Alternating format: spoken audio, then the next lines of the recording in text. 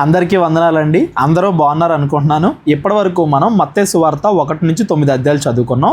ఈ 9 అధ్యాయాల్లో కూడా మత్తయి గారు ఇజ్రాయేలీలకి యేసుక్రీస్తు వారే పాత నిబంధనలో చెప్పబడిన మెస్సయ్య, పరలోకము నుండి వచ్చిన దేవుడు అని పాత నిబంధనలో ఉన్న అనేక వచనాలని ఎగ్జాంపుల్గా తీసుకుని అవి కొత్త నిబంధనలో ఎలా నెరవేరాయి, యేసుక్రీస్తు వారి పుట్టుక విషయంలో, యేసుక్రీస్తు వారి బాప్తిస్మం విషయంలో, యేసుక్రీస్తు వారి పరిచర్య విషయాల్లో అన్నింటిలోనూ యేసుక్రీస్తు వారు శక్తిమంతుడు, ఈయన మెస్సయ్య, పాపాలు కడగల పరలోకము నుండి వచ్చిన దేవుడు అని ఇప్పటివరకు మత్తయి గారు చెప్పారు. మత్తయి సువార్త 10వ అధ్యాయంలో యేసుక్రీస్తు వారు తన శిష్యుల నుండి ఏం కోరుకుంటారు, యేసుక్రీస్తు వారి శిష్యులు ఎలా ఉండాలి అనేది ఈ 10వ అధ్యాయంలో మనం చదువుకుంటూ వెళ్తాము. చదువుదాం. ఆయన తన 12 మంది శిష్యులను పిలిచి అపవిత్రాత్మను వెళ్ళగొట్టుటకును, ప్రతి విధమైన రోగమును, ప్రతి విధమైన వ్యాధిని స్వస్థపరచుటకును వారికి అధికారం ఇచ్చెను. దేవుడు అధికారం ఇస్తేనే కానీ ఎవరో కూడా దెయ్యాలను వెళ్ళగొట్టలేరు, రోగాలని స్వస్థపరచలేరు అనేది మనం గుర్తుపెట్టుకోవాలి.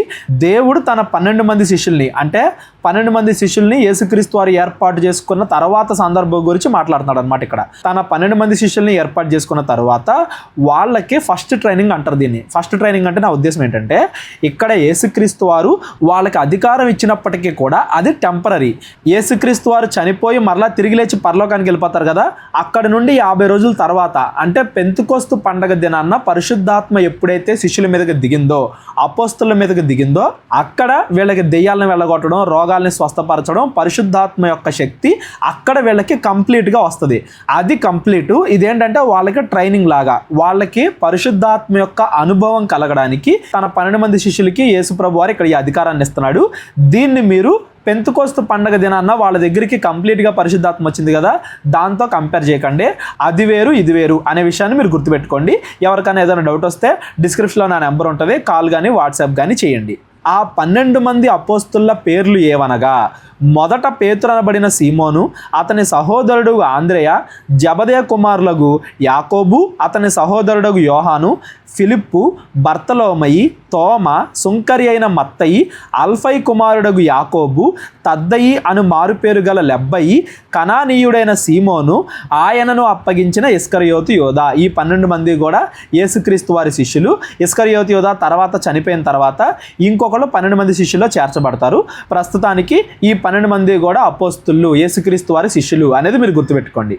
నెక్స్ట్, యేసు ఆ 12 మందిని పంపుచు వారిని చూచి వారికి ఆజ్ఞాపించినది ఏమనగా, మీరు ఒకసారి గుర్తుపెట్టుకోండి. కరెక్ట్గా 12 12 12 అని ఇప్పటిదాకా మనం 3 సార్లు చదువుకున్నాం. ఇక్కడ 12 మందిని ఒకసారి, ఇక్కడ 12 మందిని రెండోసారి, ఇక్కడ 12 మంది మూడోసారి. ఎందుకు మత్తయి గారు ఇన్నిసార్లు చెప్తున్నారంటే, అబ్రహాము ద్వారా, ఇస్సాకు, యాకోబుల ద్వారా దేవుడు ఎలా అయితే ఇజ్రాయేలీల్ని 12 గోత్రాల నుండి పిలిచాడో, ఈ 12 మంది శిష్యుల ద్వారా యేసుక్రీస్తు వారు కొత్త రాజ్యాన్ని ఏర్పాటు చేస్తున్నారు. ఇది అప్పటి వరకు ఉన్న ఇజ్రాయెల్ రాజ్యం లాంటిది కాదు. ఇజ్రాయేల్ రాజ్యం అనేది 12 గోత్రాల నుండి వస్తే, యేసుక్రీస్తు వారు స్థాపించబోయే కొత్త పరలోక రాజ్యం అనేది ఈ 12 మంది అపోస్తుల నుండి వస్తుంది అని పాత నిబంధనకి కొత్త నిబంధనకి తేడా చెప్తున్నారు మత్తయి గారు. పాత నిబంధన అనేది అబ్రహాము, ఇస్సాకు, యాకోబు వాళ్ళ నుండి వచ్చిన 12 గోత్రాల ద్వారా మొదలైతే, కొత్త నిబంధన అనేది యేసుక్రీస్తు వారి 12 మంది శిష్యుల ద్వారా మొదలైంది అనేది మత్తయి గారు ఇక్కడ చెప్తున్నారు. నెక్స్ట్, యేసుక్రీస్తు వారు ఏమన్నారు ఆ 12 మంది శిష్యులతో, మీరు అన్యజనుల దారిలోనికి వెళ్ళకుడి, సమరయుల ఏ పట్టణంలోనైనను ప్రవేశింపకుడి గాని ఇజ్రాయేళ్ల వంశంలోని నశించిన గొర్రెల యొద్దకే వెళ్ళుడి. ఇక్కడ యేసుక్రీస్తు వారు అన్యుల దగ్గరికి వెళ్ళొద్దు, సమరయులన్న వాళ్ళు కూడా అన్యులు లాంటి వాళ్ళే, సమరయుల దేశానికి వెళ్ళొద్దు, కేవలము ఇజ్రాయేలీల వంశాల దగ్గరికి వెళ్ళండి అని ఎందుకు చెప్తున్నాడంటే, ఇది మొట్టమొదటిసారి కాబట్టి శిష్యులు పరిచర్యకి వెళ్ళటం, వాళ్ళని ముందుగా దేవుడి గురించి ఎంతో కొంత తెలిసిన ఇజ్రాయేల్ దగ్గరికి వెళ్ళమంటున్నాడు. వాళ్ళకి ఈ ఫస్ట్ ట్రైనింగ్ అయిపోయిన తర్వాత మళ్ళీ వాళ్ళు తిరిగి వచ్చి యేసు ప్రభుని కలిసినప్పుడు అప్పుడు యేసుక్రీస్తు వారు, ఇప్పటిదాకా మీరు ఇజ్రాయేల్కి సువార్త చేశారు కదా, మీరు ఇక నుండి అన్యజనులకు కూడా సువార్త ప్రకటించాలి అని తర్వాత యాడ్ చేస్తాడనమాట వాళ్ళని. ఇంకా యేసుక్రీస్తు వారు పరలోకానికి వెళ్ళిపోయేటప్పుడు, మీరు సర్వజనాలకి, సర్వ సృష్టికి వెళ్ళి సువార్తను ప్రకటించాలి, యూదుడని లేదు, గ్రీకు దేశుడని లేదు, అన్యుడని లేదు, అందరికీ కూడా ప్రకటించాలని ఆ తర్వాత యాడ్ చేస్తాడు.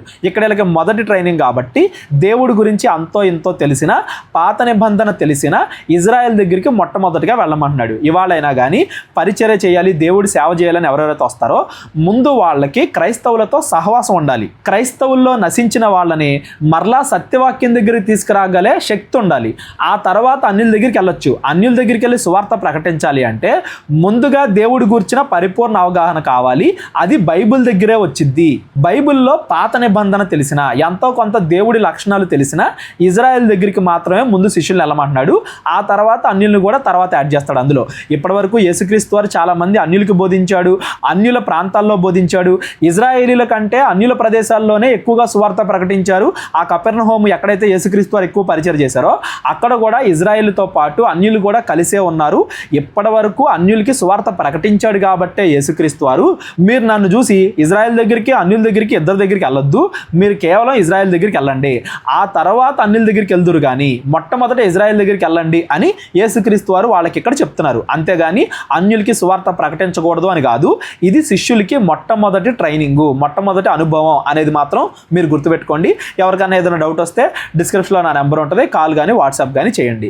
మొదట ఇజ్రాయెల్ దగ్గరికి వెళ్ళండి, వెళ్ళుచు పరలోక రాజ్యము సమీపించి ఉన్నదని ప్రకటించుడి. మొట్టమొదటిగా ఏమంటున్నాడు? ప్రకటన. మొట్టమొదటిగా వెళ్ళగానే మీరు స్వస్థతలు చేసేయండి, అద్భుత కార్యాలు చేసేయండి అంటలా. మొట్టమొదటిగా మీరు ప్రకటించండి. ఏం ప్రకటించాలి? పరలోక రాజ్యం అంటే యేసుక్రీస్తు వారు 5, 6, 7 అధ్యాయాలు చెప్తాడు కదా కొండ మీద ప్రసంగం. యేసుక్రీస్తు వారు చెప్పిన మాటలు, పరలోక రాజ్యానికి సంబంధించిన మాటలు మొట్టమొదటిగా మీరు వాళ్ళకి ప్రకటించండి. వాక్యానికి మొట్టమొదటి ప్రిఫరెన్స్ అనమాట. ఆ తర్వాత రోగుల్ని స్వస్థపరచండి, చనిపోయిన వారిని లేపుడి, కుష్ఠరోగులను శుద్ధులుగా చేయుడి, దెయ్యములను వెళ్ళగొట్టుడి, ఉచితముగా పొందితిరి ఉచితముగా ఇయుడి. ఆ తర్వాత స్వస్థతలు, అద్భుత కార్యాలు ఇవన్నీ చేయమని చెప్తున్నాడు. ఇవన్నీ కూడా దేనికి? వీళ్ళు చెప్పేది నిజమే, దేవుడు వీళ్ళని పంపించాడు కాబట్టే వీళ్ళు దెయ్యాలను వెళ్ళగొట్టగలుగుతున్నారు, కుష్ఠరోగులను బాగు చేయగలుగుతున్నారు, రోగాలను స్వస్థపరచగలుగుతున్నారు అని దేవుడి దగ్గర నుండి వీళ్ళకి పర్మిషన్ ఉంది అని తెలియడానికి, అలాగే వీళ్ళు ఆశ్చర్య కార్యాలు, అద్భుతాలు చేస్తే వాక్యం వినడానికి చాలామంది వస్తారు కాబట్టి వాక్యం కోసం దేవుడి దగ్గరికి రావడం కోసం ఈ అద్భుత కార్యాలు. అంతేగాని అద్భుత కార్యాల కోసం మాత్రమే దేవుడి దగ్గరికి వెళ్ళకూడదు అనేది కూడా మీరు గుర్తుపెట్టుకోండి. ఎవరైతే కేవలం అద్భుత కార్యాల కోసం వస్తారో, వాక్యం మీద శ్రద్ధ పెట్టరో, వాళ్ళ దగ్గర అద్భుత కార్యాలు కూడా దేవుడు చేయడానికి ఇష్టపడలేదు అని ఈ సువార్తల్లోనే యేసుక్రీస్తు వారు ఎన్నో సందర్భాల్లో మనకు చెప్తాడు. ఇక్కడ వీళ్ళకి అధికారం, స్వస్థత చేసే, దెయ్యాలను పోగొట్టే అధికారం దేవుడు ఎందుకు ఇచ్చాడయ్యా అంటే మొట్టమొదటిది వీళ్ళు దేవుడి వాక్యం ప్రకటించడానికి, యేసుక్రీస్తు వారు చెప్పిన పరలోక రాజ్య సువార్తని ప్రకటించడానికి, దాన్ని బలపరచుకోవడానికి, వీళ్ళ అధికారం చూపించుకోవడానికి దేవుడు వీళ్ళకి ఆ శక్తిని అనుగ్రహించాడు అనేది మనం గుర్తుపెట్టుకోవాలి. ఉచితముగా పొందితిరి ఉచితముగానే ఇయుడి. చాలామంది ఇవాళ మాకు ఆ వరం ఉంది, ఈ వరం ఉంది అని చెప్పి ప్రజల దగ్గర డబ్బులు సంపాదించుకోవడానికి అనేక మ్యాజిక్ ట్రిక్స్ చేస్తున్నారు. అవి నిజమైన దేవుడి శక్తి కాదు అనేది మీరు గుర్తుపెట్టుకోండి. ఉచితంగా పొందుకున్నారు, ఉచితంగా ఇవ్వండి అని దేవుడు ఆజ్ఞాపిస్తున్నాడు. మీరు కానుకలు ఇవ్వండి, మీరు డబ్బులు ఇవ్వండి, మీరు డబ్బులు పెట్టి ఇవి కొనుక్కోండి, అవి కొనుక్కోండి, అప్పుడే మీకు స్వస్థత కలిగిద్ది. ఇలా ఎవరైతే చెప్తున్నారో, డబ్బు కోసం దేవుడి దగ్గరికి రమ్మని చెప్తున్నారో, డబ్బు పెట్టి ఇవి మీరు కొనుక్కుంటేనే మీకు స్వస్థత లభించిద్ది అని చెప్తున్నారో, అలాంటి వాళ్ళు దొంగ బోధకులు అనేది కూడా ఈ మాట నుండి మనం గుర్తుపెట్టుకోవాలి. ఉచితముగా పొందితిరి ఉచితముగానే ఇయుడి.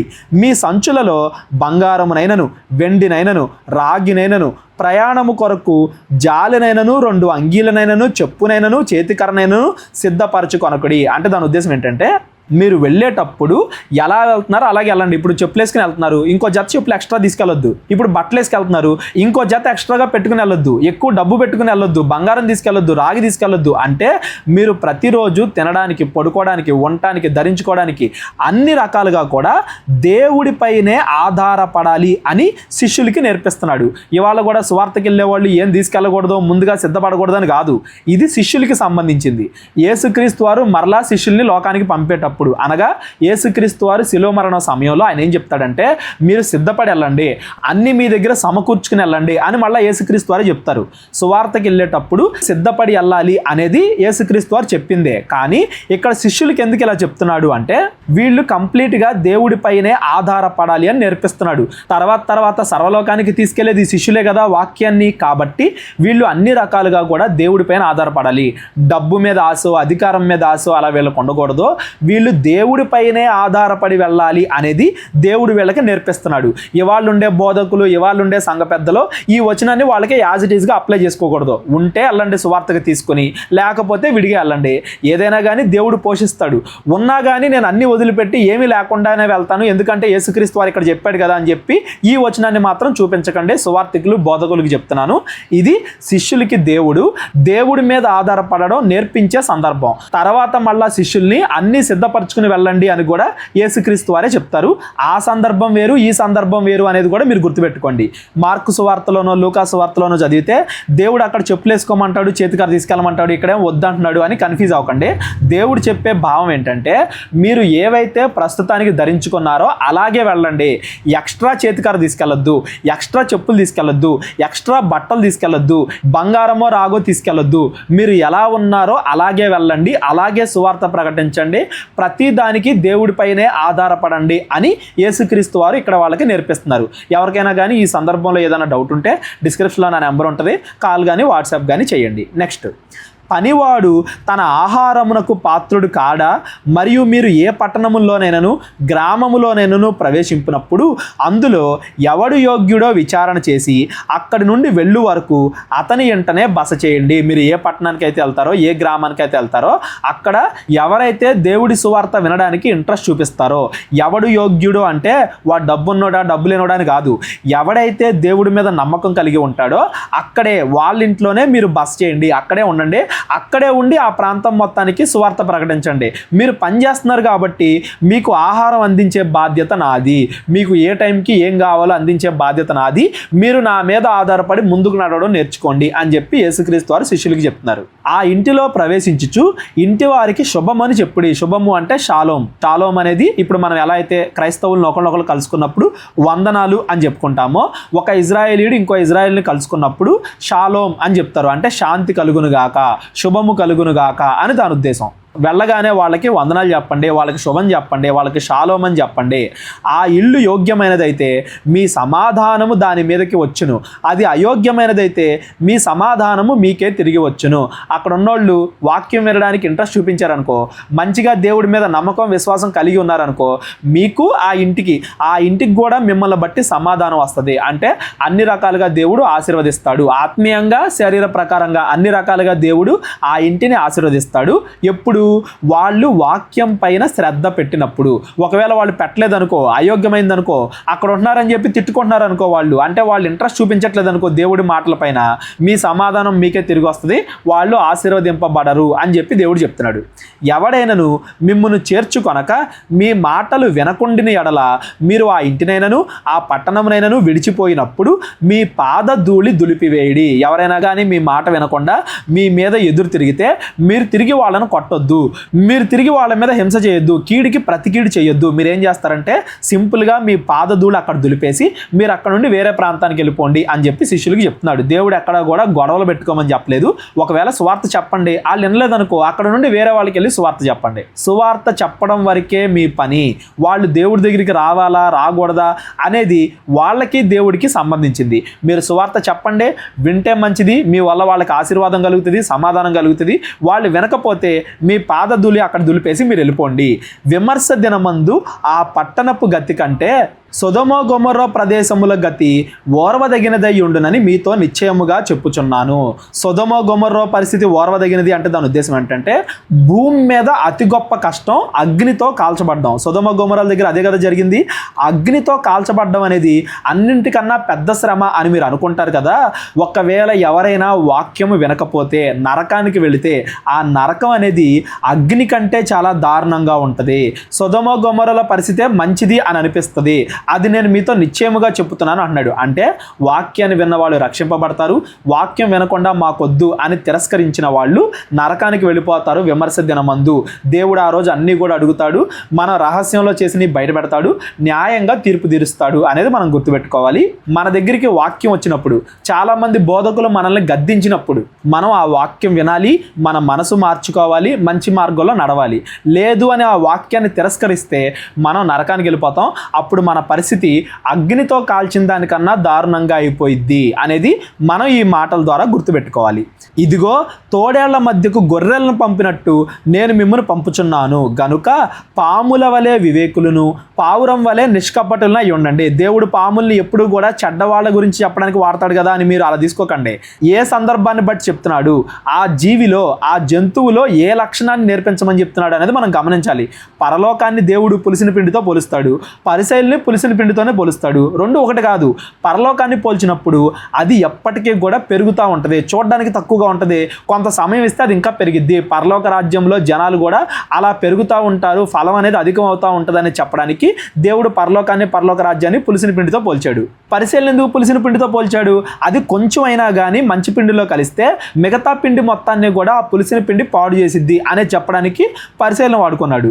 ఏ లక్షణాన్ని దేవుడు కంపేర్ చేస్తున్నాడు అనేది మనం గమనించాలి. ఇక్కడ పాములతో దేవుడు పోలుస్తున్నాడు అంటే పాము ఏం చేద్దంటే దానికి ఆపద ముందే దాన్ని పసిగట్టి అక్కడ నుంచి వెళ్ళిపోద్ది.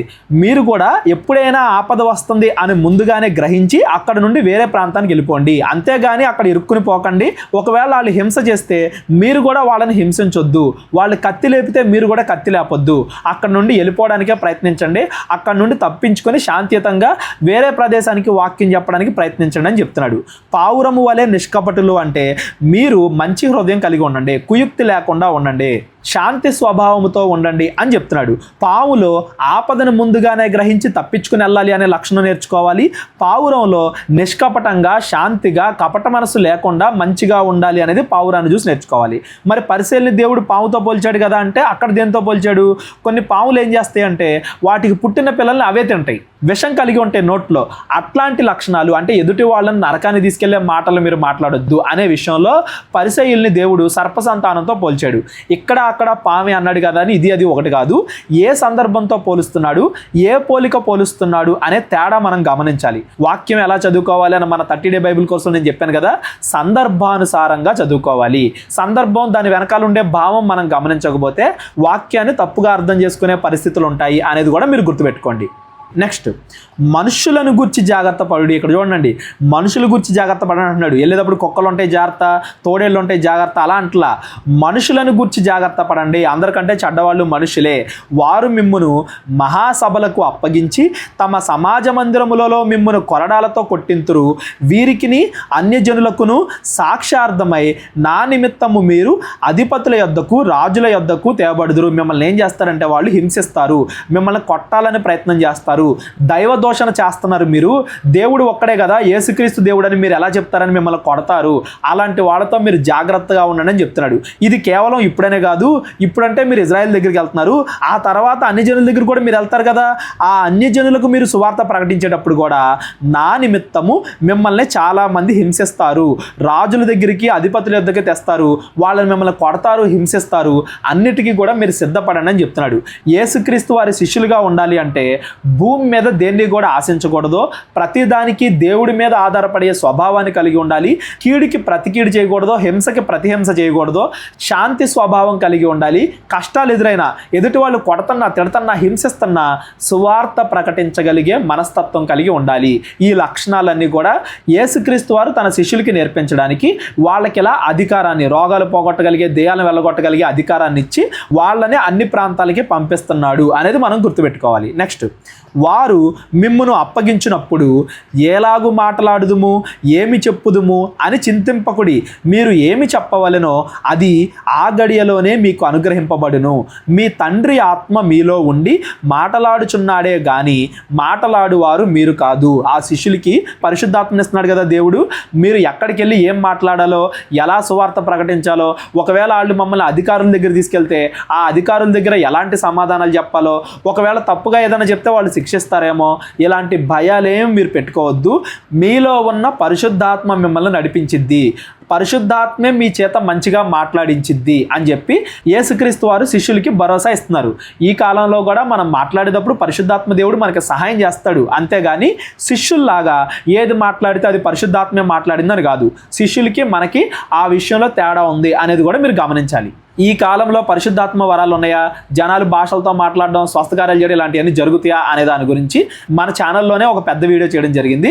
డిస్క్రిప్షన్లో ఆ లింక్ మీకు ఇస్తాను. ఎవరికైనా డౌట్ ఉన్నట్లయితే ఆ వీడియో మీరు చూడండి. చెప్పండి, లేదా కాల్ కానీ వాట్సాప్ కానీ చేయండి. నెక్స్ట్, సహోదరుడు సహోదరుణ్ణి, తండ్రి కుమారుణ్ణి మరణమునకు అప్పగించెదరు. పిల్లలు తల్లిదండ్రుల మీద లేచి వారిని చంపించెదరు. మీరు నా నామము నిమిత్తము అందరి చేత ద్వేషింపబడుదురు. అంతము వరకు సహించిన వాడు రక్షింపబడును. ఈ మాట గుర్తుపెట్టుకోండి, అంతము వరకు సహించిన వాడు మాత్రమే రక్షింపబడతాడు. మధ్యలో ఎవరో ఏవేవో అన్నారని, ఎవరో తిట్టారని, ఎవరో కొట్టారని మన రక్షణ మనం కోల్పోతే, యేసుక్రీస్తు వారిని మనం వదిలేస్తే మనం పరలోకానికి వెళ్ళలేము. అంతము వరకు సహిస్తేనే రక్షింపబడతాము అనేది గుర్తుపెట్టుకోండి. బాప్తిసం తీసుకుంటే పరలోకానికి వెళ్ళిపోతాం, చర్చికి వస్తే పరలోకానికి వెళ్ళిపోతాం అనేది వద్దు. చివరి వరకు కూడా ఏ తప్పు చేయకుండా విశ్వాసంలో మనం నిలబడాలి. అప్పుడు మాత్రమే మనం పరలోకానికి వెళ్తాం అని చెప్తున్నాడు. అయితే ఇక్కడ కొంతమంది ఉంటారు, కొన్ని రకాల మనుషులు, వాళ్ళు ఏం చేస్తారంట, పిల్లల్ని మరణానికి అప్పగిస్తారంట. పిల్లలు తల్లిదండ్రుల మీద లెగస్తారు, తల్లిదండ్రులు పిల్లల మీద లెగస్తారు. వాళ్ళు చంపడానికైనా కానీ వెనకాడరు. మతం కోసం చంపడానికైనా వెనకాడని కొంతమంది మనుషులు కలుస్తారు. అలాంటి వాళ్ళతో మీరు జాగ్రత్త. వారు ఈ పట్టణములలో మిమ్మల్ని హింసించినప్పుడు మరి ఒక పట్టణమునకు పారిపోవుడి. ఎవరన్నా మిమ్మల్ని అలా హింసిస్తుంటే మీరు మళ్ళీ వాళ్ళని కొట్టకండి, వాళ్ళని తిట్టకండి, మరొక పట్టణానికి పారిపోండి, అక్కడ నుండి వెళ్ళిపోండి. అహింస, హింస చేయొద్దు, శాంత స్వభావం కలిగి ఉండండి అనే దేవుడు చెప్తున్నాడు. అక్కడ నుండి పారిపోవుడి. పారిపోతున్నాడంటే భయపడుతున్నారని కాదండి, కీడు చేయడానికి ఇష్టం లేదు, గొడవలు పడడానికి ఇష్టం లేదు అని దాని అర్థం. ఎవరన్నా చంపాలి అని చూస్తుంటే తిరిగి చంపమని చెప్పట్లా దేవుడు, ఎవరన్నా కొట్టాలని చూస్తుంటే తిరిగి కొట్టమని చెప్పట్లా దేవుడు. అక్కడ నుండి పారిపోండి, మీరు మాత్రం మంచిగా ఉండండి అని చెప్తున్నాడు దేవుడు. మనుష్య కుమారుడు వచ్చే వరకు మీరు ఇజ్రాయేళ్ల పట్టణములో సంచారము చేసి ఉండరని నిశ్చయముగా మీతో చెప్పుచున్నాను. మనుష్య కుమారుడు అంటే తర్వాత యేసుక్రీస్తు వారు వెళ్తారు. ముందుగా వాళ్ళు యేసుక్రీస్తు వారిని శిక్షిస్తారు. యేసుక్రీస్తు వారిని శిక్షించేంత వరకు మీరు ప్రతి పట్టణంలో వెళ్ళి సంచారం చేయొచ్చు. యేసుక్రీస్తు వారు వచ్చేంత వరకు కూడా మీకు మరణం అనేది సంభవించదో, మిమ్మల్ని ఎవరో కూడా మరణానికి అప్పగించరో. మీరు ఇజ్రాయేళ్ల పట్టణాలు అన్నీ తిరిగేంత వరకు, ఇజ్రాయేల్లో ఎన్ని పట్టణాలు అయితే ఉంటాయో ఆ అన్ని పట్టణాల్లో సువార్త మీరు ప్రకటించేంత వరకు కూడా మీకు ఏమీ కాదు అని నిశ్చయముగా మీతో చెప్పుచున్నాను. శిష్యుడు బోధకుడి కంటే అధికుడు కాదు, దాసుడు యజమానుడి కంటే అధికుడు కాదు. శిష్యుడు తన బోధకుని వలెను, దాసుడు తన యజమానుని వలెను ఉండిన చాలును. ఇక్కడ వీళ్ళకి యజమాని ఎవరో? యేసుక్రీస్తు వారు కదా. యేసుక్రీస్తు వారు అంత పరిశుద్ధంగా, యేసుక్రీస్తు వారు అంత బాగా వీళ్ళు సువార్తను బోధించలేకపోవచ్చు. అయినా కానీ మీరు బాధపడొద్దు. మీరు నాకన్నా బాగా బోధించాల్సిన అవసరం లేదు. నేను ఎలా చెప్పానో మీరు అలా సువార్త ప్రకటిస్తే చాలు. నేను చెప్పిన ఉపమానాలు మీరు కాపీ పేస్ట్ చేస్తే చాలు. ఎక్కువగా చింతించకండి, ఎక్కువగా బాధపడమాకండి. శిష్యుడు తన బోధకుని వలె, దాసుడు తన యజమానుడి వలె ఉండిన చాలు. నాలాగా ఉండడానికి మీరు ప్రయత్నించండి అని చెప్పి యేసుక్రీస్తు వారు తన శిష్యులతో చెప్తున్నాడు. అలాగే యేసుక్రీస్తు వారిని హింసించినంత, యేసుక్రీస్తు వారిని తిట్టినంత శిష్యులకు కూడా రాదు. ముందు వాళ్ళు అందరికన్నా ఎక్కువగా నన్ను హింసిస్తారు, ముందు వాళ్ళు అందరికన్నా ఎక్కువ నన్ను శ్రమ పడతారు. నేను ఎంతైతే శ్రమ పడతానో అంతకన్నా తక్కువే మీరు పడతారు. నాకన్నా ఎక్కువ శ్రమ మీరు పడరు. మీరు ధైర్యం కలిగి ఉండండి. మీ మీద ఏగవాలన్నా కానీ అది దేవుడి సెలవు లేకుండా జరగదు అని కూడా దేవుడు ఇక్కడ తన శిష్యులతో చెప్తున్నాడు. నెక్స్ట్, ఇంటి యజమానునికి బయల్జబూలు అని వారు పేరు పెట్టి ఉండిన ఎడల ఆయన ఇంటి వారికి మరి నిశ్చయముగా ఆ పేరు పెట్టుదురు కదా. ఇంటి యజమాని ఎవరో? యేసుక్రీస్తు వారు. ఇంటి వాళ్ళు ఎవరో? శిష్యులు. ఇంటి యజమాని, శిష్యులకి యజమాని అయిన యేసుక్రీస్తునే దెయ్యం పట్టినవాడు అన్నారు ఆ పరిసయ్యులు. మిమ్మల్ని కూడా దెయ్యం పట్టినోళ్ళు అంటారు. బయల్జబూలు అనగానే అన్య ప్రజలకి దేవత, ఒక విగ్రహం. ఇజ్రాయేలీలు అన్యుల దేవతలు ఏవైనా, అన్యుల విగ్రహాలు ఏవైనా వాటిని దెయ్యాలుగానే చూసేవాళ్ళు. నన్ను దెయ్యంతో పోల్చారు, మిమ్మల్ని కూడా అలా పోలుస్తారు కదా. సిద్ధపడి ఉండండి, మీకు కూడా ఆ పేరు పెడతారు. ప్రతిదానికి నిందలు ఎదుర్కోవడానికి, అవమానాలు ఎదుర్కోవడానికి, కష్టాలు ఎదుర్కోవడానికి, శ్రమలు దెబ్బలు ఎదుర్కోవడానికి, మరణాన్ని ఎదుర్కోవడానికైనా మీరు సిద్ధంగా ఉండండి. నాకన్నా ఎక్కువ శ్రమ మీకు రాదు, దానికి తోడు మీకు తోడుగా పరిశుద్ధాత్మ ఉంటుంది అని యేసుక్రీస్తు వారు శిష్యులతో చెప్తున్నాడు. కాబట్టి మీరు వారికి భయపడకుడి. మరుగైనది ఏదియు బయలుపరచబడకపోదు, రహస్యమైనది ఏదియు తెలియబడకపోదు. చీకటిలో నేను మీతో చెప్పినది మీరు వెలుగులో చెప్పుడి. చీకట్లు అంటే యేసుక్రీస్తు వారు చీకట్లో చెప్పారు, యేసుక్రీస్తు వారు చెవిలో చెప్పారని కాదు. యేసుక్రీస్తు వారు తక్కువ మందికి చెప్పారు, మీరు ఎక్కువ మందికి చెప్పండి. యేసుక్రీస్తు వారు, ఇదిగో నేను మీతో చెప్పాను కదా, మీరు వెళ్ళి సర్వలోకానికి చెప్పండి. నేను మీకు ఇక్కడ రూమ్లో చెప్పాను కదా, మీరు వెళ్ళి సమాజ మందిరాల్లో చెప్పండి, బహిరంగంగా చెప్పండి అని చెప్తున్నాడు.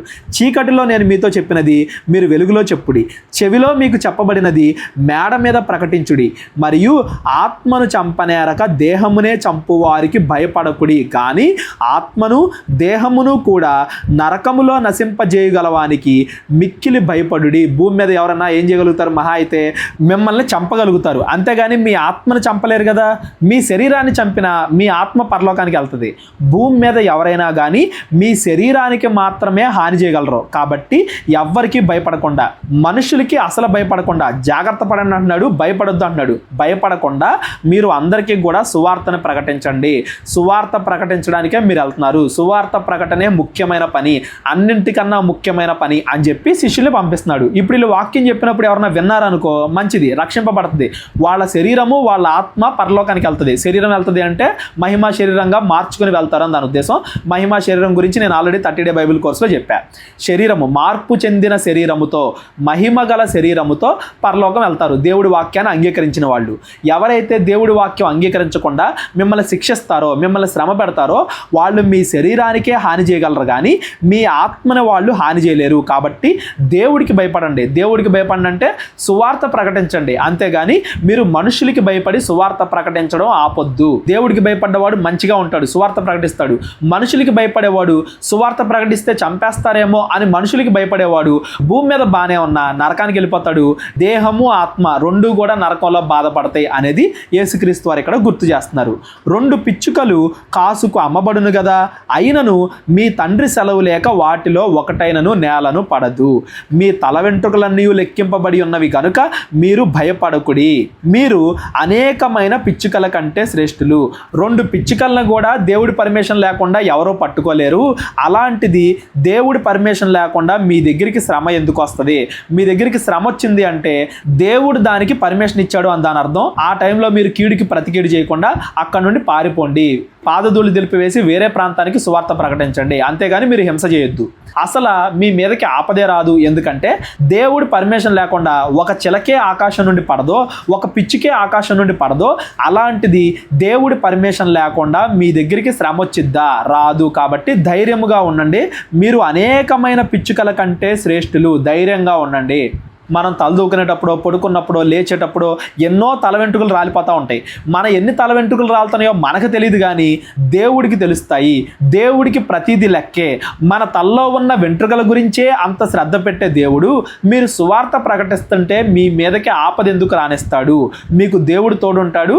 మీరు నిర్భయంగా వెళ్ళండి, మీ చింత దేవుడి మీద వేయండి అని చెప్పి యేసుక్రీస్తు వారు శిష్యులకి దేవుడి మీద ఆధారపడడం, దేవుడి కోసం శ్రమ అనుభవించడానికైనా సిద్ధంగా ఉండడం అనే విషయాలు శిష్యులకి నేర్పిస్తున్నాడు యేసుక్రీస్తు వారు. నెక్స్ట్, మనుషుల ఎదుట నన్ను ఒప్పుకొని వాడు ఎవడో పరలోకమందు నా తండ్రి ఎదుట నేనును వాణ్ణి ఒప్పుకొందును. మనుషుల ఎదుట నన్ను ఎవడు ఎరుగను అనునో పరలోకమందున నా తండ్రి ఎదుట నేనును ఎరుగనందును. ఈ మాట చాలా ఇంపార్టెంట్ అండి. దేవుణ్ణి ఎరగడం అంటే దేవుడా, తండ్రి, ప్రభు అని చర్చికెళ్ళి పిలవడం కాదు. మనం మంచిగా బ్రతకడం. ఎవడైతే మంచిగా బ్రతకడో వాడు యేసుక్రీస్తు నాకు తెలుసు అని చెప్పుకున్నా వాడు అబద్ధం చెప్తున్నాడు అని చెప్పి 1 యోహాను పత్రికలో మనం చదువుకుంటాం. మనం దేవుణ్ణి ఎరిగాము, తెలుసుకున్నాము అంటే దాని ఉద్దేశం ఏంటంటే మనం మంచిగా బ్రతకాలి. మనం మంచిగా బ్రతకకుండా యేసు ప్రభుని నమ్ముకున్నాం అని మనం చెప్తుంటే మనం అబద్ధం చెప్తున్నాము అని దాని అర్థం. ఎవరైతే భూమి మీద దేవుణ్ణి కనపరుస్తారో పరలోకంలో దేవుడు వాళ్ళని కనపరుస్తాడు. ఎవరైతే భూమి మీద సువార్త ప్రకటిస్తారో దేవుడు పరలోకానికి వెళ్ళిన తర్వాత వీళ్ళు నాకు తెలుసు, వీళ్ళు నన్ను ప్రకటించారు అని చెప్తాడంట. ఎవరైతే భూమి మీద దేవుడి ఇష్ట ప్రకారంగా నడుచుకోరో వాళ్ళు పరలోకం గేటు దాటి కూడా లోపలికి వెళ్ళలేరు. యేసు ప్రభు వారు నేను ఎరుగను అంటాడు కాబట్టి వాళ్ళు నరకానికి వెళ్ళిపోతారు అనేది మనం ఇక్కడ గమనించాలి. నిజంగానే దేవుడు మనకి తెలుసా లేదా, మనం దేవుణ్ణి తెలుసుకున్నామా లేదా అనేది కూడా మనల్ని మనం సెల్ఫ్ చెక్ చేసుకోవాలి. ఒకవేళ దేవుణ్ణి మనం నిజంగా తెలుసుకుని ఉంటే మనం తప్పు చేయకుండా ఉంటాము అనేది కూడా మనం గుర్తుపెట్టుకోవాలి. నెక్స్ట్, నేను భూమి మీదికి సమాధానము పంపవచ్చి తిని అని తలంచుకుడి, ఖడ్గమునే గాని సమాధానమును పంపుటకు నేను రాలేదు. సమాధానం ఏంటి? యేసుక్రీస్తు వారు సమాధానాన్ని పంపడానికే కదా వచ్చారు. వీళ్ళందరికీ సువార్తను ప్రకటించమనే కదా చెప్తున్నాడు. ఎవడైతే సువార్తను నమ్ముతాడో వాడికి సమాధానం కలిగిద్ది అని పైన చెప్పాడు కదా. మరి సమాధానము పంపవచ్చి తిని తలంచకుడి అంటున్నాడు ఏంటి? అగ్ని పంపడానికి వచ్చాను, ఖడ్గం పంపడానికి వచ్చాను అన్నాడు. ఏంటంటే ఇవి విరోధానికి, గొడవలకి సంబంధించినవి. మనం సువార్త ప్రకటించేటప్పుడు, దేవుణ్ణి ప్రకటించేటప్పుడు ఖచ్చితంగా ఎవరైతే మతోన్మాదులు, దేవుణ్ణి వ్యతిరేకించే వాళ్ళు ఉంటారో వాళ్ళు ఎదురు తిరుగుతారు. వీళ్ళతో గొడవ పెట్టుకోవడానికి ప్రయత్నిస్తారు. అవతల వాళ్ళు గొడవ పెట్టుకోవడానికి ఖచ్చితంగా ప్రయత్నిస్తారు. ఎందుకంటే మీరు చెప్పేది మంచి కాబట్టి. మేము సువార్త ప్రకటిస్తున్నాం కదా, అంత పూలపాన్పులాగా ఉంటుంది, ఎవరో కూడా మమ్మల్ని ఎదిరించరు, ఎవరో కూడా ఎదురు చెప్పరు, ఎవరో కూడా మమ్మల్ని ద్వేషించరు, అదేదో ప్రశాంతంగా వెళ్ళిపోద్దని మీరు అనుకోవద్దు. సువార్త ప్రకటించేటప్పుడు ఖచ్చితంగా ఎదురు దెబ్బలు తగులుతాయి. ద్వేషించే వాళ్ళు చాలామంది ఉంటారు, వాటికి కూడా మీరు సిద్ధపడండి. అంతం వరకు సహిస్తే అప్పుడు పరలోకం, అప్పుడు రక్షణ వస్తుంది అనేది మీరు గుర్తుపెట్టుకోండి. ఇది శిష్యుల గురించి. వాళ్ళు సువార్త ప్రపంచం మొత్తానికి చేరవేస్తున్నారు కాబట్టి ఎవరైతే విరోధులు ఉంటారో వాళ్ళు వీళ్ళతో గొడవలు పెట్టుకుంటారు అనే దానికి సంబంధించింది. కానీ మామూలుగా ఇంట్లో అందరూ దేవుణ్ణి నమ్ముకున్నప్పుడు జరిగే సందర్భం గురించి కాదు. ఒక మనుషునికిని, వాని తండ్రికిని, కుమార్తెకును ఆమె తల్లికిని, కోడలికిని ఆమె అత్తకును విరోధము పెట్టవచ్చితిని. ఒక మనుష్యుని ఇంటి వారే అతనికి శత్రువులగుదురు. తండ్రి అయినను తల్లినైనను నాకంటే ఎక్కువగా ప్రేమించువాడు నాకు పాత్రుడు కాదు. కుమారునైనను కుమార్తెనైనను నాకంటే ఎక్కువగా ప్రేమించువాడు నా ప్రేమకు పాత్రుడు కాదు. తన సిలువను ఎత్తుకొని నన్ను వెంబడింపని వాడు నాకు పాత్రుడు కాదు. ఈ మాటలు వినగానే చాలామంది తప్పుగా అర్థం చేసుకుంటారు. ఇవి ఈ కాలంలో అందరూ కూడా దేవుడిని నమ్ముకున్న కుటుంబాల గురించి దేవుడు మాట్లాడట్లేదు. ఇంకా చెప్పాలి అంటే దేవుడిచ్చిన 10 ఆజ్ఞల్లో, మనుషులకి ఇచ్చిన ఆజ్ఞల్లో తల్లిదండ్రులను గౌరవించడం అనేది మొట్టమొదటిది. తల్లిదండ్రులు మంచిగా చెప్తున్నా, బైబిల్లో ఉన్నదే చెప్తున్నా వాళ్ళకి వ్యతిరేకంగా ప్రవర్తించకూడదు. వాళ్ళకి వ్యతిరేకంగా ప్రవర్తించి ఈ వచనాన్ని మనం మాట్లాడుకోకూడదు. ఈ వచనం ఎవరి కోసం అంటే, ఎవరైతే ఫ్యామిలీలో ఒక్కరు మాత్రమే దేవుణ్ణి నమ్ముకుంటారో మిగతా వాళ్ళందరూ కూడా నువ్వు దేవుణ్ణి నమ్ముకోకూడదు, నువ్వు మా మతాన్నే పాటించాలి అని వాళ్ళ మీద ప్రెజర్ పెడతారో, వాళ్ళని హింసిస్తారో, కొడతారో వాళ్ళ గురించి చెబుతున్న సందర్భం. కుటుంబంలో ఒక్కలే దేవుణ్ణి నమ్ముకున్నప్పుడు ఏం జరిగిద్ది, మిగతా వాళ్ళు ఆటోమేటిక్గా ఎదురు తిరుగుతారు అనే సందర్భానికి సంబంధించింది. అంతేగాని ఈ కాలంలో ఉన్న క్రైస్తవ కుటుంబాలకి ఈ రెఫరెన్స్ను మనం అప్లై చేయకూడదు. ఇంకా ఈ రెఫరెన్స్ గురించి పూర్తిగా పెద్ద వీడియో నేను ఒకటి చేశానండి, డిస్క్రిప్షన్లో ఇస్తాను, అది చూడండి. అప్పుడు దేవుడు ఎందుకు ఇలా చెప్పాడు, మనుషుని తండ్రికి కుమార్తెకి అత్తకి కోడలికి విరోధం పెడతాను అని దేవుడు ఎందుకు చెప్పాడు అనేది ఆ వీడియోలో మీకు క్లియర్గా అర్థమైద్ది.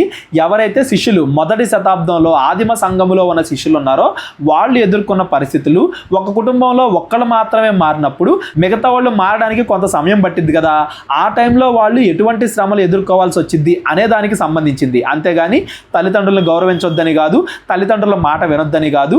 ఈ వచనాన్ని తప్పుగా, సందర్భం లేకుండా మనం వాడకూడదు, సందర్భాన్ని మనం గమనించాలి అనేది కూడా మీరు గుర్తుపెట్టుకోండి. ఎవరికైనా కానీ ఈ వచనాలు అర్థం కాకపోతే డిస్క్రిప్షన్లో ఆ పెద్ద వీడియో, ఈ వచనాలను ఎక్స్ప్లెయిన్ చేసిన పెద్ద వీడియో ఉంటుంది. అదొక్కటే కాదండి, సువార్తలన్నింటిలో అనేక విషయాలను ఇండివిజువల్గా మెసేజెస్ లాగా చేశాము. ఎవరికైనా ఎక్కువ ఎక్స్ప్లెనేషన్ కావాలన్నప్పుడు ఆ ప్లేలిస్ట్లో ఉన్న వీడియోస్ అన్నీ కూడా వినండి. ఒక వచనాన్ని మనం 5 నిమిషాల్లో ఎక్స్ప్లెయిన్ చేసుకోవచ్చు, అరగంటలో ఎక్స్ప్లెయిన్ చేసుకోవచ్చు, 5 నెలలు 5 సంవత్సరాలు కూడా ఎక్స్ప్లెయిన్ చేసుకోవచ్చు. మనం ఎంత డీప్గా, ఎంత లోతుగా ఆ వచనాన్ని ఆలోచిస్తున్నాము అనే దాన్ని బట్టి ఉంటుంది. ఇక్కడ మామూలుగా మనం లేఖనాలు చదువుకుంటూ వెళ్తున్నాం, అర్థం చేసుకుంటూ వెళ్తున్నాం కాబట్టి మరీ లోతుగా నేను వెళ్ళట్లేదు. ఈ సందర్భం అన్యులు, మతోన్మాదులు, ఎవరైతే కుటుంబంలో ఒకళ్ళు మాత్రమే మారిన వాళ్ళు ఉంటారో అలాంటి వాళ్ళకి మొదటి శతాబ్దంలో శిష్యులు ఎన్ని శ్రమలు అయితే ఎదుర్కొన్నారో అన్ని శ్రమలు ఎదుర్కోబోయే వారికి ఇది అప్లై అవుద్ది. కానీ నేటి క్రైస్తవ సమాజంలో అందరూ కూడా దేవుడిని నమ్ముకున్నప్పుడు ఇది అప్లై అవ్వదు అనేది కూడా మీరు గుర్తుపెట్టుకోండి. ఫుల్ క్లారిటీ కోసం ఆ మెసేజ్ మీరు వినండి. టైటిల్ కూడా అదే ఉంటుంది, దేవుడు ఎందుకు ఇలా చెప్పాడు, తల్లికి తండ్రికి విరోధం, అత్తకి కోడలికి విరోధం అని దేవుడు ఎందుకు చెప్పాడు అనే ఉంటుంది. ఆ టైటిల్ డిస్క్రిప్షన్లో ఉంటుంది, అది మీరు వినండి. లేదా డిస్క్రిప్షన్లో నా ఫోన్ నెంబర్ ఉంటుంది, కాల్ కానీ వాట్సాప్ కానీ చేయండి, నేను మీకు అది ఎక్స్ప్లెయిన్ చేయడమో ఆ వీడియో లింక్ పంపించడమో చేస్తాను. తన ప్రాణము దక్కించుకొని వాడు దాన్ని పోగొట్టుకొనును, కానీ నా నిమిత్తము తన ప్రాణము పోగొట్టుకొని వాడు దాన్ని దక్కించుకొందును. భూమి మీద ప్రాణానికి భయపడి దేవుణ్ణి వదిలేస్తే ఆ ప్రాణం కూడా దక్కదో, ఏదో ఒక రోజు మనం చచ్చిపోతాం. భూమి మీద దేవుణ్ణి పట్టుకొని నా ప్రాణం పోతుందేమో, ఎదుటోళ్ళు నన్ను చంపేస్తారేమో అని భయపడకుండా, దేవుడి మీద మన విశ్వాసాన్ని కోల్పోకుండా మనం ఉంటే నిత్య జీవం వస్తుంది. భూమి మీద తన ప్రాణాన్ని పోగొట్టుకున్నవాడు అక్కడ దక్కించుకుంటాడు. భూమి మీద తన ప్రాణం కోసం దేవుణ్ణి వదిలిపెట్టేసిన వాడు తన ప్రాణాన్ని కూడా కోల్పోతాడు చివరికి అనేది ఈ వాక్యం యొక్క భావం. మిమ్మును చేర్చుకొని వాడు నన్నును చేర్చుకొనును, నన్ను చేర్చుకొని వాడు నన్ను పంపిన వాడిని చేర్చుకొనును, నన్ను పంపిన వాడిని తండ్రి, నన్ను పంపిన తండ్రిని చేర్చుకొనును. ప్రవక్త అని ప్రవక్తను చేర్చుకొని వాడు ప్రవక్త ఫలం పొందును, నీతిమంతుడు అని నీతిమంతుడిని చేర్చుకొని వాడు నీతిమంతుని ఫలం పొందును. మరియు శిష్యుడు అని ఎవరు ఈ చిన్నవారిలో ఒకనికి గిన్నెడు చన్నీళ్లు మాత్రము తాగనిచ్చునో వాడు తన ఫలము పోగొట్టుకొనడని నిశ్చయముగా మీతో చెప్పుచున్నాను. సువార్త చేసే వాళ్ళకి ఎవరైతే సహాయం చేస్తారో దాన్ని దేవుడు మర్చిపోడు. ఖచ్చితంగా వాళ్ళ ఫలం వాళ్ళు పొందుకుంటారు. భూమి మీద పొందుకోకపోవచ్చు, కానీ పరలోకంలో మాత్రం ఖచ్చితంగా పొందుకుంటారు. పరలోకములో గొప్ప ధనాన్ని సంపాదించుకుంటారు అనేది మాత్రం మనం గుర్తుపెట్టుకోవాలి. కానుకలు ఇంకా ఎక్కువ మంది సహోదరులకి దేవుడు తెలియాలి, ఇంకా ఎక్కువగా సువార్త ప్రకటించబడాలి, ఎక్కువ మందికి సువార్త అందాలి అని సువార్త వ్యాప్తి కోసం కానుకలు ఇవ్వాలి. లేదా దేవుడు నాకేదో మేలు చేశాడు అని కృతజ్ఞతాపూర్వకంగా కానుకలు ఇవ్వాలి. అంతేగాని నేను కానుకలు ఇస్తే నాకు మేలు జరిగిద్ది, నేను దేవుడికి దశం భాగం ఇస్తే నాకు మేలు జరిగిద్ది, నేను డబ్బులు ఇస్తేనే దేవుడు నన్ను ఆశీర్వదిస్తాడు అనే ఉద్దేశంతో కానుకలు ఇవ్వడం, అనే ఉద్దేశంతో బోధకుల్ని చేర్చుకోవడం అలాంటి చేయకూడదు. మనకేదో మేలు జరిగిద్ది అని కాకుండా సువార్త ప్రకటన కోసం చేయాలి. దేవుడు హృదయాన్ని చూస్తాడు. నువ్వు ఈ భూలోక సంబంధమైనవి ఆశిస్తున్నావా, పరలోక సంబంధమైనవి ఆశిస్తున్నావా అని దేవుడు హృదయాన్ని చూస్తాడు అనేది మాత్రం మీరు గుర్తుపెట్టుకోండి. ఈ అధ్యాయం మొత్తంలో, అంటే ఈ 10వ అధ్యాయం మొత్తంలో కూడా దేవుడు తన శిష్యులు ఎలా ఉండాలి అని కోరుకుంటున్నాడో మనకు తెలుస్తుంది. దేవుడి పైన ఆధారపడే వారిగా ఉండాలి, కీడుకి ప్రతి కీడు చేయని వారిగా ఉండాలి, ఎటువంటి ఆటంకాలు వచ్చినా సువార్త ప్రకటించడానికి సిద్ధంగా ఉండాలి. ఆ ఆటంకాలు ఎంత గొప్పవైనా, ఇంట్లో నుండి వచ్చినా, బయట నుండి వచ్చినా, ఎక్కడి నుండి వచ్చినా కానీ వాటిని ఎదిరించి దేవుడి మీద విశ్వాసాన్ని కాపాడుకోగలిగేలాగా మనం ఉండాలి అనేది యేసుక్రీస్తు వారి శిష్యులుగా ఉండడానికి అర్హత. ఇక్కడ ఎక్కడైనా కానీ దేవుడి దగ్గరికి వచ్చేస్తే మీకు ఆస్తి వచ్చేద్ది, అంతస్తు వచ్చేద్ది, భూమి మీద మీకు బాగా ఆశీర్వదింపబడతారు, పెళ్ళైపోద్ది, ఉద్యోగం వచ్చేద్ది అలాంటి చెప్పట్లేదు. చూడండి, కేవలము ఆశీర్వాదాల కోసమే దేవుడి దగ్గరికి రాకూడదు. దేవుడి దగ్గరికి వస్తే దేవుడు ఆశీర్వదించవచ్చు, అది వేరే విషయం. ఒకవేళ భూమి మీద ఆశీర్వదించినా దించకపోయినా పరలోకాన్ని పొందుకోవడానికి మనం దేవుడి దగ్గరికి రావాలి. భూమి మీద మన విశ్వాసం దెబ్బతింటుంది అని ఆయన కనిపిస్తే ఆయన ఆస్తి ఇస్తాడు, ఆరోగ్యం ఇస్తాడు, పెళ్లి ఇస్తాడు, అన్ని ఇస్తాడు. కానీ మనము భూ సంబంధమైన వాటి కోసం దేవుడిని నమ్ముకోకూడదు, పరలోకం కోసం దేవుడిని నమ్ముకోవాలి. దేవుడి కోసం దేన్నైనా కానీ తట్టుకునే, ఎంత శ్రమనైనా తట్టుకునే ఓపికను కలిగి ఉండాలి అనేది ఈ మత్తయి సువార్త 10వ అధ్యాయంలో మనం తెలుసుకోవాలి. అలాగే మత్తయి గారు ఈ సువార్త ఇజ్రాయేలుకి రాస్తున్నాడు కాబట్టి, ధర్మశాస్త్రం నుండి యేసుక్రీస్తు వారిని మెస్సయ్యగా చూపిస్తున్నాడు కాబట్టి ఈ 10వ అధ్యాయంలో ఉన్న ఆ రెఫరెన్స్లు కూడా మీరు మర్చిపోకూడదు. 12 గోత్రాల ద్వారా ఇజ్రాయేలు వంశం ఎలా అయితే వచ్చిందో, యేసుక్రీస్తు వారి ఈ 12 మంది శిష్యుల ద్వారా కొత్త నిబంధన స్టార్ట్ అవుతుంది, పరలోక రాజ్యం స్టార్ట్ అవుతుంది. ఇజ్రాయేలుకి మూలం 12 గోత్రాలు అయితే క్రైస్తవులకి మూలం ఈ 12 మంది శిష్యులు. వాళ్ళ ద్వారానే యేసుక్రీస్తు వారి మాటలు మనకు తెలిసాయి, వాళ్ళ ద్వారానే యేసుక్రీస్తు వారు దేవుడు అని మనకు తెలిసింది అనేది ఈ 10వ అధ్యాయం ద్వారా మనం గుర్తుపెట్టుకోవాలి. మత్తయి గారు 11వ అధ్యాయంలో ఏం చెప్తున్నారు అనేది రేపటి నుండి మనం చదువుకుందాం. ఎవరికైనా కానీ ఈ అధ్యాయంలో ఏదైనా డౌట్స్ వస్తే డిస్క్రిప్షన్లో నా నెంబర్ ఉంటుంది, కాల్ కానీ వాట్సాప్ కానీ చేయండి. ప్రార్థన చేసుకుందాం. కళ్ళు మూసుకున్నట్లయితే ప్రార్థన. మహోన్నతుడు, మహిమకు పాత్రుడు అయిన మా ప్రియ పరలోకపు తండ్రి, కృతజ్ఞతలు దేవా. తండ్రి, ఈరోజు మేము నేర్చుకున్న మాటలు కేవలం విని వదిలేయకుండా వాటి ప్రకారంగా మేము జీవించడానికి మాకు సహాయము దయచేయండి తండ్రి. అపవాది ఆటంకాలను మా నుండి దూరంగా పెట్టండి తండ్రి. ఆటంకాలు తట్టుకోగలిగే శక్తిని మాకు ఇవ్వండి తండ్రి. ఎక్కడైతే మేము విశ్వాసంలో పడిపోతున్నామో ఆర్థిక, ఆరోగ్య, మానసిక అన్ని సమస్యలను తొలగించి మీ చిత్తానుసారంగా మేము నడుచుకునేలాగా మంచి మనసును మాకు ఇవ్వండి తండ్రి. పరలోక సంబంధంగా మమ్మల్ని ఆశీర్వదించండి. మీ చిత్తమైతే మేము మరలా కలుసుకుని మరిన్ని విషయాలు మాట్లాడుకునేలాగా కృపదైత్యమని, తోడుగా ఉండమని మా కొరకై సిలువలో రక్తం కార్చిన మా ప్రభువు, మీ ప్రియకుమారుడైన యేసుక్రీస్తు వారి పేరిట ఈ ప్రార్థన అడిగి వేడుకుంటున్నాం తండ్రి. ఆమెన్. అందరికీ వందనాలు. దేవుడు మిమ్మల్ని దీవించి ఆశీర్వదించును గాక. మా పరిచర్య కోసం ప్రార్థించండి. ప్రేరేపణ కలిగిన వాళ్ళు మా పరిచర్యను బలపరచండి. అందరికీ వందనాలు. అందరికీ వందనాలండి. కేవలం 30 వీడియోస్లో బైబిల్ నేర్చుకోండి అనే ఎంతో విలువైన ఈ కోర్స్ జస్ట్ ₹1 మీకు కావాలి అంటే మీ పేరు, మీ ఊరు ఈ నెంబర్కి వాట్సాప్ చేయండి. ఈ కోర్సులో ఏ విషయాలు ఉంటాయో ముందుగానే తెలుసుకోవడానికి ఈ వీడియో పాస్ చేసి టాపిక్స్ అన్నీ చదువుకోండి. క్రైస్తవులందరూ ఈ బైబిల్ కోర్స్ వినాలి అని మేము కోరుకుంటున్నాం. అందరినీ దేవుడు దీవించును గాక. ఆమెన్.